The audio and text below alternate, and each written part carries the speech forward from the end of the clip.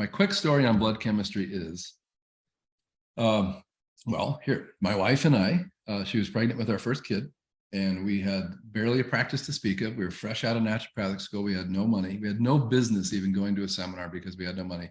But we drove from Maryland down to North Carolina to go to a blood chemistry weekend seminar. I don't ever talk badly about anybody in particular because there's just too much of that. It was by a supplement company who teaches a functional blood chemistry weekend.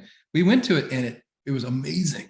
It changed us. Like this is what I needed, because I was looking at labs and I had no idea what I was looking at. I learned it in school. I had the class, I had the textbook, but if someone had high calcium, I had to look at all the things that was high calcium. If someone had low albumin, same deal. I didn't know what was going on.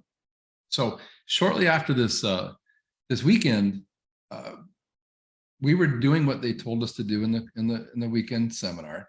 We were trying certain supplements, and things weren't working. It wasn't moving the numbers. It made it sound real easy in the seminar. Just get, you see this pattern, here's what you give, done. Well, we did that. It didn't work. They had tech support you could call with your labs, and it was always the same thing. It's like viral infection, give this, give that. Usually there's supplements. So because it wasn't working, long story short, I was looking at albumin one day, and this is true. I looked at albumin and I was like, what the heck is albumin? And I thought it was the thing that was in eggs. And I was like, well, how is it in eggs and it's in us? I don't understand. And so I just, out of morbid curiosity, started to look into albumin.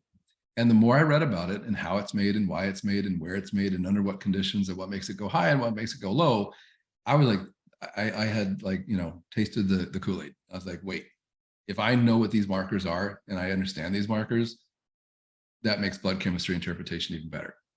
My problem is that the functional ranges that this company offered had no scientific back. I know where they came from. It was kind of out of the ether, sort of made up, if you will. There's a few functional ranges that float around in the industry. And so I made it my goal. And you can believe me if you want. I try to live with my life with humility and integrity as much as I can, because you can go at any minute. And I want those, my last moments of life, to be those of humility and integrity. And so I say this seriously. I was like, I need to find actual ranges for blood chemistry markers from the literature, not just made up, not just passed around like that little telephone game you play when you're a kid at a party, like legitimate markers with evidence behind them. Okay.